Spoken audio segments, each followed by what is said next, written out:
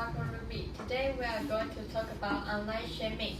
Now everyone is a judge and you can be convicted with a keyboard tap. Today we invite three guests. One is a famous expert in online psychology, Dolly. Hi. And the victim suffer from online shaming, Abby. Hello.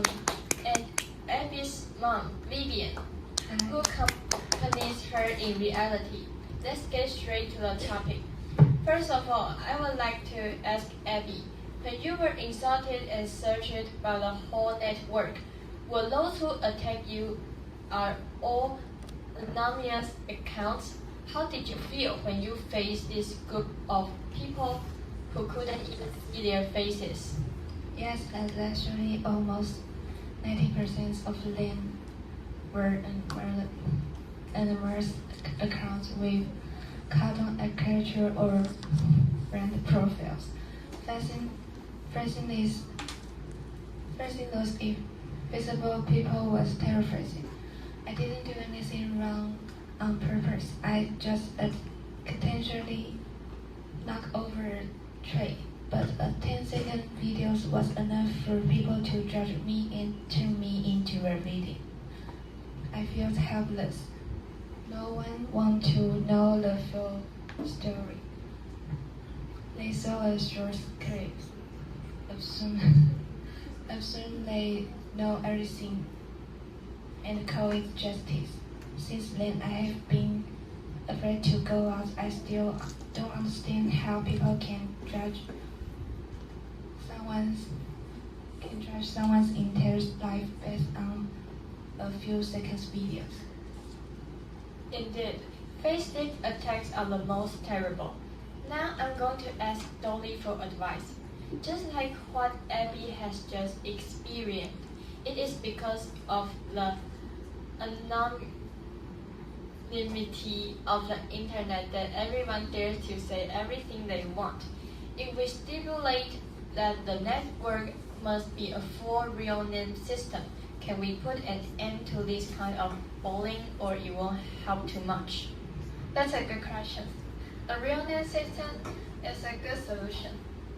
It helps people think twice before saying anything. When people use their real name, they will be more responsible.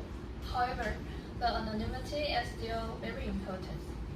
It protects whistleblowers, people who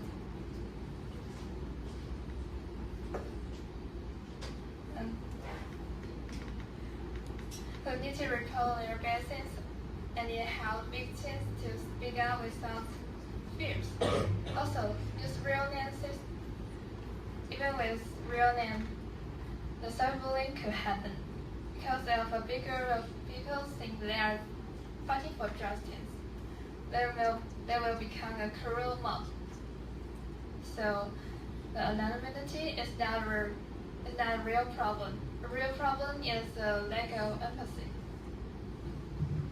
Whether the online world is anonymous or a real name, it harms to reality is truth. Finally, I would like to ask Vivian, when Abby was overwhelmingly attacked on the internet, what affected you in the real life? For most people, home is the one place where the chaos of the world cannot reach them. However, when an online mob targets a victim, that boundary is instantly obliterated.